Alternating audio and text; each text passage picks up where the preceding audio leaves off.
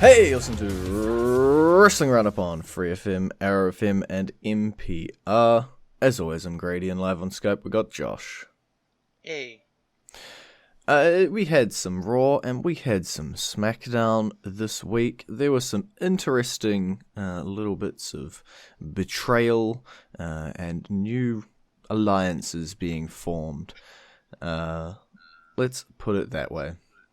But the first thing we're going to talk about is one of those betrayals, and that is that Seth Rollins' little gang has a new member. Yeah, suddenly out of nowhere, Zelina's lost a member of her gang, and Seth Rollins has liberated that member to his own party. Austin Theory is apparently now with Seth Rollins. It's a little bit of a weird one, but I guess with the AOP being out, at the moment it was just Seth and Buddy. So giving him a third member isn't necessarily a bad thing. No, definitely not. Plus it gives them the option now of doing Buddy and Austin tag team stuff. And Or gives them the option of using anybody but Buddy as the fall guy the day falls during matches. That's true.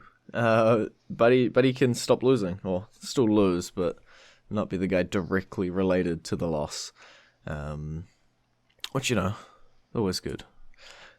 I just don't know exactly where we're headed with the Seth Rollins stuff still. It looks like Aleister Black is still crossing over with them a little bit. Like, they sort of never really ended their thing with Black and Murphy and all of that. We just smashed Rey Mysterio's eye into the steel steps, presumably to start a feud with him. Rollins did his whole, zombie not there thing. I don't quite know where the future of the Monday Night Messiah and his sheep, I don't know what to call followers, are headed. Hopefully it's not to a room that's filled with Kool-Aid. Yeah. I'd like to think it's going to head to some sort of 3v3 kind of thing.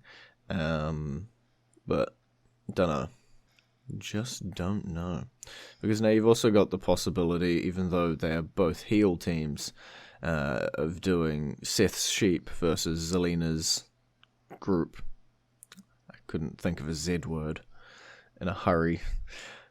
So there's combinations, there's more groups starting to form around Raw at the moment. Which again is good, since we've talked about how unhealthy the tag team division is in the past. And speaking about that tag team division, we had an axe throwing competition this week. Hey, we had to give the Viking Raiders something to get a little bit of a revenge for absolutely getting demolished in basketball the previous week. Well, this time the Viking Raiders did manage to win the sideshow competition, but the cops did end up getting called, and it was just another little comedy segment to stretch out the feud between these two teams. Because I don't think, as far as I can be aware heading into this, that either of these teams are necessarily the bad guys. I think they're just two teams that want to beat the ever-loving poop out of each other, and both want those Raw Tag Team titles. Which happens to be in possession of one of the teams. Which means you got to take them out. Not in basketball or in axe throwing, but between the ropes.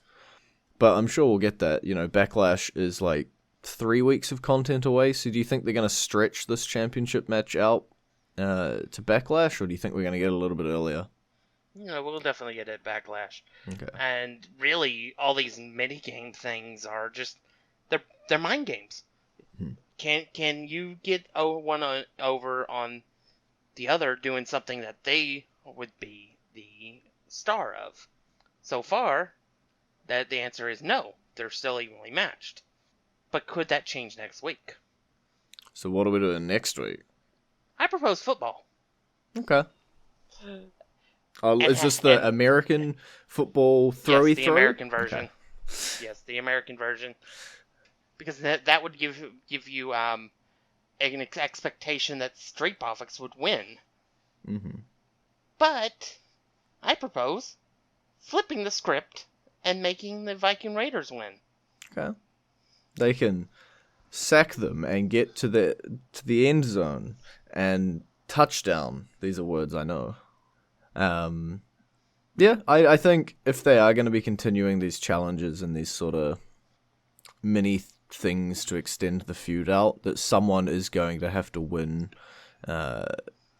like the other guy's thing at some point.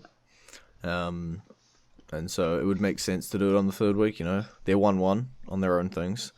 But we'll have to wait and see. I don't believe it's quite announced what they'll face off in next week just yet. It'd probably be like a pie eating contest or something. Yeah, you said it, not me. Yeah, I'd be entertained. Yeah. Why not? Talking about pure entertainment, Asuka and Kairi Sane in the championship celebration. Yeah, very quietly, not only did Asuka turn face last week, so did Kairi Sane. Yeah. To be fair, Asuka's turn was quite loud and long and drawn out and involved a lot of dancing. But yeah, Kairi Sane's just involved a recorder instead. Yeah, she's just there.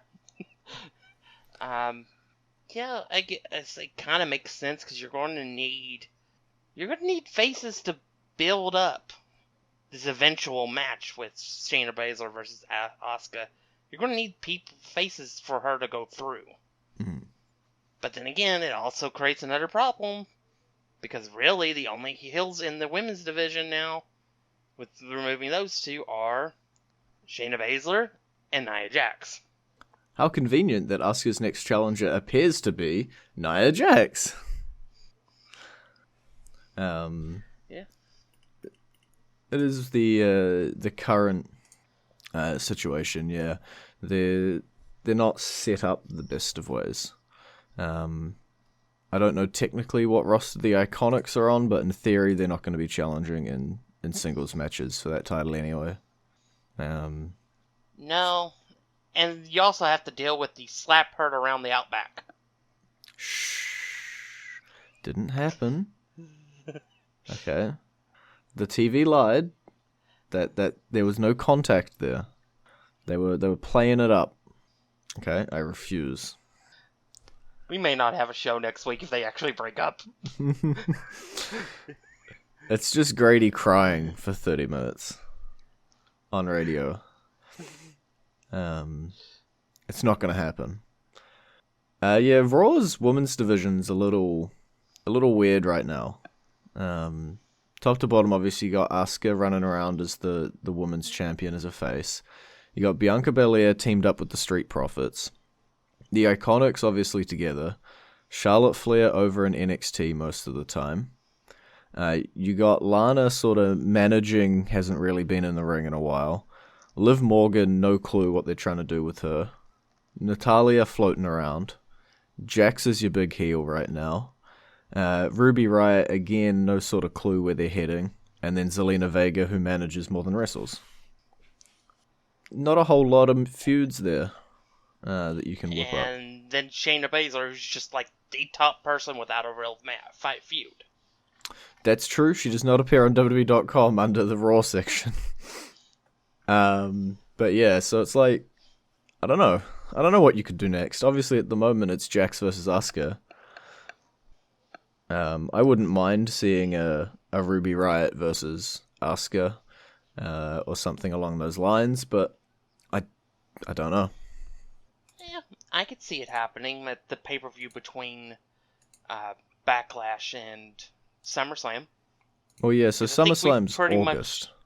Yeah, because I think we pretty much have believed that the SummerSlam match is going to be Baszler versus Asuka.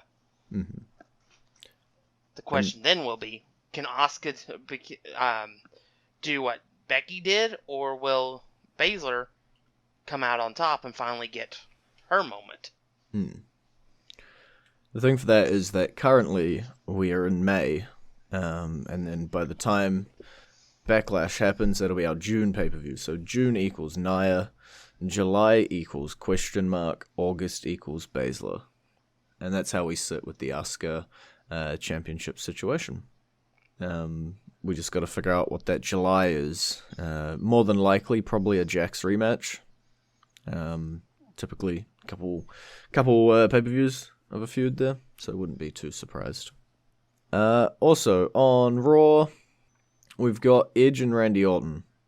These guys are going to have another match, but it's going to be, quote-unquote, the greatest wrestling match ever. Oh.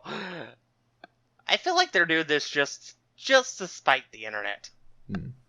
Because of all the complaints about how long the Last Man Standing match went. Yeah. Get ready for a 35-minute wrestling match. Yeah, for the record, I loved the Last Man Standing match and didn't think it ran long. But yeah, it definitely seems like they're just sort of poking fun at some people. And we're going to see them between the ropes for, as you say, 20-30 minutes. To be fair, after the runtime of Money in the Bank, they kind of need it. Yeah, I definitely think that I think it'll be a great match. Will it be the greatest match of all time? Probably not. No. But it has the potential to be a match we talk about for years to come? Absolutely. Every match at least has the potential, regardless of what's on the paper, of being something we'll talk for years to come about. Yeah. We can always hype it up as the best match ever. It's fine. Like, I'll throw out the first match between Lesnar and Goldberg when Goldberg returned. Mm-hmm. We weren't expecting that great of a match. We got something that we still talk about. It was an epic moment. The way Lesnar was destroyed in a way that nobody had ever been able to do before. Mm-hmm. We could see the same thing with with this. It could be something we talk for years about. Or we could just be, it happened. We're moving on. It is entirely possible. We'll have to wait and see at Backlash how great of a match we get to see. We've also got one last thing here on Raw to talk about before we head into our theme. R-Truth got demolished by Bobby Lashley. It seems like this Lashley MVP group is going to be sticking together hard, and that they set their targets straight up on Drew McIntyre. Yeah, I know last week we gushed about the possibility, and I'm glad that they are sticking together, but why did we put them against the WWE Champion this soon? Yeah, I think they'll be a great pairing, but someone's about to lose their momentum hard. Yeah, either we have the first Scottish champion lose the championship after like 2 months after winning it, or we get Bobby Lashley coming up small in a big match again. And what good does that do anybody? And the only way out of this is like a double disqualification or something. Yeah, but then that would lead to another rematch, and then we've got the exact same conundrum again. Yeah. So it doesn't really solve anything. It just kicks the can down the road for a month. Yeah. It was a strange decision. Like, I get maybe Drew doesn't have the strongest set of challenges, but you can feed him people. Honestly, I probably, if I was booking, I would have had Lashley beat up on random guys for a couple months. And be feeding random heels to McIntyre, including Orton, once he's done with Edge. Mm-hmm. And then, say, Hell in a Cell. Yeah. Then pull the trigger on this match. And then you could then have the question of, could Lashley actually do it? Whereas right now, I'm like, I don't see it winning the match. And that does nothing good for him. Alrighty then. So, I'm unfortunately in the middle of the show going to bring it down a little bit, slow our momentum down as we reach our theme song this week. We learned, just a few days ago that former WWE wrestler Shad, one half of Crime Time, has unfortunately passed away. And the dude was an absolute hero, both in life and in his last few moments. If you don't know about all the stuff the guy's done, Google him, check it out, read it, and make sure that his name doesn't go away. This guy deserves any sort of legacy that he has. But our little moment to him is that we will be playing the Crime Time theme this week as our theme song. And we're going to nominate him for a Warrior Award. Yo, yo, yo, yo. Pop a 40 and check your rollies. It's Crime Time. Brooklyn, Brooklyn. We're bringing it. We're bringing the hood to you. We're bringing it. What you gonna do? And you're back with the Wrestling Roundup on FreeFM, ArrowFM, and MPR. I'm Grady, he's Josh, and we're now here on the SmackDown side of the theme. And the first thing we're going to be talking about is this Intercontinental Championship Tournament bracket, because it's got quite a few things happening in it. Let's open up on the right-hand side of the bracket, Elias defeating King Corbin. Woo! One step towards world domination, Pinky. He beat him so hard that Corbin had to run away to Raw. It was a good match, but I think you have high hopes for Elias in this tournament. Yeah, I have the same hopes you have for Sheamus. That's true, but I think my hopes might be dashed this week, but we will have to wait and find out.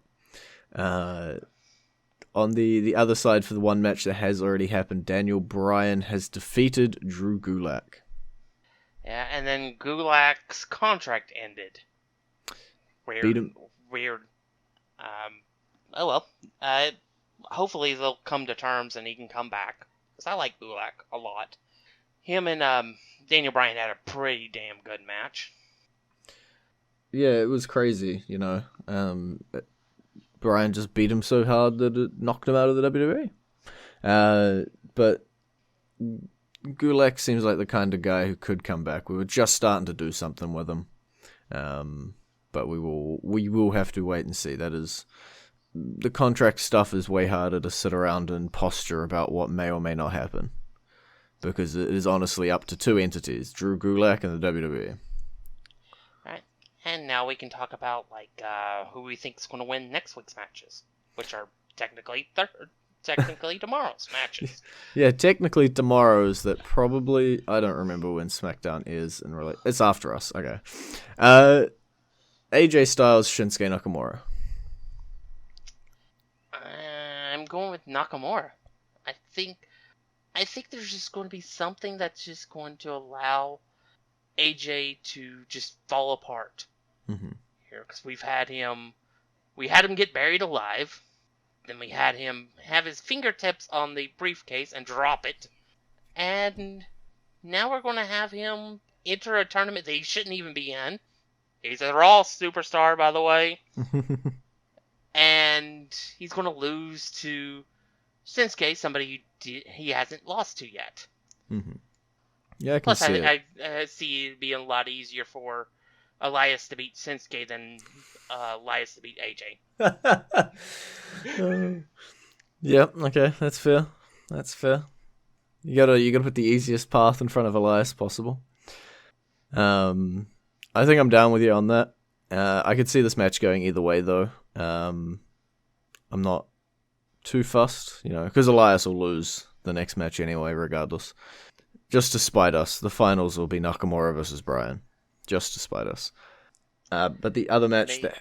Oh, you go? Maybe, but I love the idea of Sheamus versus Elias for the championship. And that means that Sheamus has to defeat Jeff Hardy this week. Which I think will happen. Yes. I'm going to be happy. And then Sheamus beats Daniel Bryan in 18 seconds. 17. He can do it. 19 seconds. Let's give Daniel Bryan an extra second. Okay. Yeah, I think that'll be the lovely little match between Bryan and Sheamus, just for a throwback, similar like the Styles Nakamura thing. But yeah, I'm with you. I'm with you on an Elias Sheamus finals, just so we can argue that week over who's going to win. Do you think finals at Backlash, or do you think finals beforehand? I would say the finals would be at Backlash, because that seems to be what it would be set up for. This week we'd have the other half of the first round. Next week you'd have both for semifinals. And then you have a contract signing for the finals. Literally it's into the pay-per-view. Makes sense. The Mr. Money in the Bank and the Universal Champion, they teamed up for a second. Yeah. It was glorious watching it. And not Bobby Roode glorious, just plain glorious. What can I say? Otis is absolutely entertaining me to the max right now. And I'm glad that they've at least hinted at him considering the Universal Championship. Mm-hmm. So that's got me hopeful that they don't just pull the rug from up under him, because the guy is over. Yeah. There's definitely options, like we talked about last week on the show, about what he's going to do with this briefcase. But as you say, he sort of teased a little bit of a Braun Strowman cash in here, which I wouldn't be opposed to, other than the fact that Otis would probably lose that match. But outside of that, nothing against it. And I'd also would not be opposed to a future, not right now, but future tag team between Braun and Otis. I think that would be an incredibly entertaining tag team. Yeah, I think the two have the charisma to absolutely pull off. Only thing is I would say ban Braun from ever doing the worm. Oh God, that was awful. Yeah. Something that's not awful, Dana Brooke defeats Naomi for a second time. We getting a push? I don't want to get my hopes up at this point. Call me when she beats somebody who's on the upper tier of the women's division. Okay. Yes, I realize Naomi has a 2-time women's champion, but what has Naomi done the last 3 years? Yeah, okay. I'll give you that. To be fair, SmackDown also doesn't have a whole lot of women to beat on the rise at the moment. You know, Bayley and Sasha Banks sort of running the division at the top is where you've obviously got to be targeting. But since they've got a collision course with each other, it's a bit hard. Yeah, the division's so barren that they have to borrow the NXT Women's Champion Charlotte Flair to have anything to do. Yeah, Charlotte obviously popping up to stir the pot between Banks and Bayley, just really get into their heads. Hopefully, she just threw gasoline on the fire, and we get the match sooner than later. Mm-hmm. I think it's coming, but I got a feeling, you know, we keep talking about SummerSlam, it is coming up, that has SummerSlam written all over it. Yeah, it definitely has a big match feel for SummerSlam. We've just got to make it there. Yep. The Forgotten Sons, just as a last little moment, just because I see their quick little clip here. Are we going to see anything from these guys? Do you think they're going to be able to come out of the gate strong enough to be remembered and not fall away? Well, I want to say yes, but at the same time, wouldn't that go against their whole gimmick of being forgotten?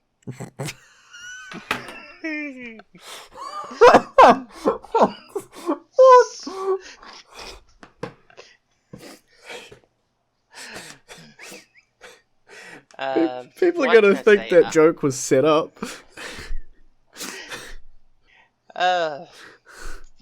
I would hope so, because as we know, both tag team divisions need bodies badly. Yep. So let's hope they don't get forgotten. Again. It's been great talking to you. Baby. You can visit our Facebook page, facebook.com/WrestlingRradio, or Twitter page, twitter.com/WrestlingRradio. And we'll see you next week, hopefully with a lot less Forgotten Son puns.